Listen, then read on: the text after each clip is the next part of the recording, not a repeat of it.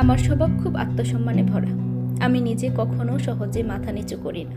নিজের আত্মসম্মান, নিজের সত্তা, নিজের অস্তিত্ব এই তিনটাকে আমি কখনোই তুচ্ছ করে দেখিনি। তবুও আমি একজন মেয়ে যে সংসারে ঢোকার পর নিজের সব কিছু বিসর্জন দিয়ে অন্যের দেওয়া নাম, পরিচয়, নিয়ম আর আদেশ অনুযায়ী জীবন চালাতে শিখেছে। আমি মুখ বন্ধ রাখি, কারণ আমি জানি আমার মুখ খুললে সেটা অভদ্রতা হয়। আমি প্রতিবাদ করলে বলে সংসার ভাঙানোর বউ, আমি কাঁদলে বলে অভিনয় করছে। আমি যে কেমন করে ভিতরে ভিতরে মরে যাচ্ছি সেটা কি কেউ দেখে না? না, কারণ আমার চারপাশে সবাই শুধু চায় আমি হাসি, মানিয়ে নেই। আমি ভুলে যাই আমার নিজের পছন্দ অপছন্দ, আমার নিজের ভাষা, আমার নিজের চাওয়া। তবু আমি সহ্য করি, একটা দুটো না, বছরের পর বছর সহ্য করি। শ্বশুরবাড়ির কথার তীর, অবহেলার বিষ, অপমানের আগুন সব পুড়িয়ে খাই।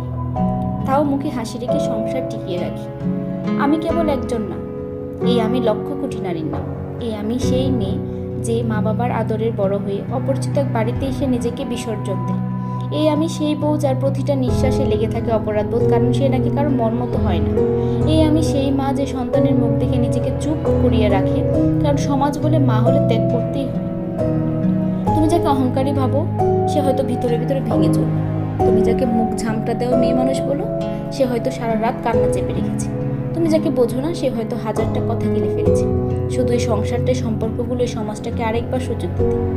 এই আমি যদি চুপ থাকি তবে সেটা দুর্বলতা না, বরং সেটা ভালোবাসার শেষ সীমানা পর্যন্ত হেঁটে যাওয়া।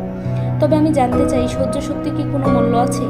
এই চুপচাপ বাধ্য থেকে কোনো স্বীকৃতি আছে কিনা?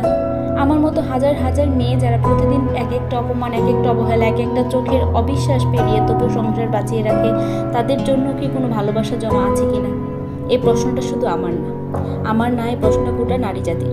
কারণ এই আমি কেবল একজন না, এই আমি গোটা পৃথিবীর নারীদের প্রতিচ্ছবি। একজন মা, একজন বোন, একজন স্ত্রী, একজন কন্যা, যে চুপচাপ ভালোবাসে, চুপচাপ সহ্য করে, চুপচাপ ভেঙে যায়।